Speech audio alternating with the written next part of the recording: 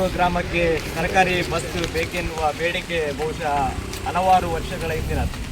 ಆದರೆ ಕಳೆದ 3 ವರ್ಷಗಳ ಹಿಂದೆ ಪಾವೂರು ಗ್ರಾಮಕ್ಕೆ ಮಂಗಳೂರಿನಿಂದ ಇನ್ನೋಡಿವರೆಗೆ ಬಸ್ಸು ಸಂಚಾರ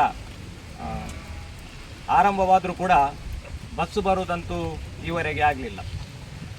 ಇವಾಗ ಸರ್ಕಾರ ಅನೇಕ ಸವಲತ್ತುಗಳನ್ನು, ಅನೇಕ ಭಾಗ್ಯಗಳನ್ನು ಘೋಷಣೆ ಮಾಡಿದೆ. ಅದರಲ್ಲಿ ಈ ಬಾರಿ ಮುಖ್ಯಮಂತ್ರಿಗಳು ಶಾಲೆಗೆ ಹೋಗುವ ವಿದ್ಯಾರ್ಥಿಗಳು ಕೂಡ ಫ್ರೀ ಬಸ್ಸಿನ ವ್ಯವಸ್ಥೆಯನ್ನು ಮಾಡಿದ್ದಾರೆ.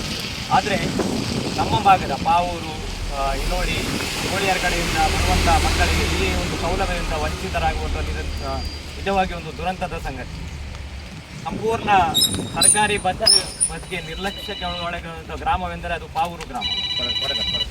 ಅರೆಕಳ ಗ್ರಾಮ ಹಾಗೂ ಗೋಳಿಯಾರ, ಪಾಣೆಲ, ಈ ಕಡೆ ಮುಡಿಪು ಕಡೆ ಎಲ್ಲ ಕಡೆ ಬಸ್ ಇದ್ದರೂ ಕೂಡ ಈ ಒಂದು ಭಾಗಕ್ಕೆ ಪಾವೂರು ಗ್ರಾಮಕ್ಕೆ ಬಸ್ ಇಲ್ಲ ಯಾಕೆ ಎನ್ನುವ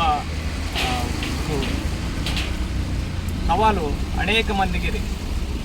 ಇವತ್ತು ನಮ್ಮ ಪಾವೂರು ಆಸುಪಾಸಿನ ಜನರು, ನಾಗರಿಕರು ಎಚ್ಚೆತ್ತುಕೊಂಡಿದ್ದಾರೆ.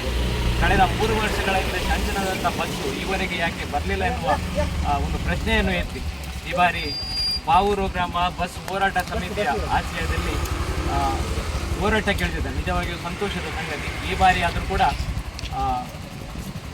ಪಾವೂರು ಗ್ರಾಮಕ್ಕೆ ಬಸ್ಸು ಬರುತ್ತದೆ ಎನ್ನುವ ಭರವಸೆ ನಮಗಿದೆ. ಆದರೂ ಕೂಡ ಎಲ್ಲರೂ ನಾವು ಪಾವೂರು, ಗೋಳಿಯಾರು, ಅರೆಕಳದ ಭಾಗದಿಂದ ಬರುವಂಥ ಜನರು, ನಾಗರಿಕರು ಒಂದು ಹೋರಾಟಕ್ಕೆ ಇಳಿದಿದ್ದಾರೆ. ನಾವು ಖಂಡಿತವಾಗಿ ಇವರ ಜೊತೆ ನಿಲ್ಲಬೇಕು ಮತ್ತು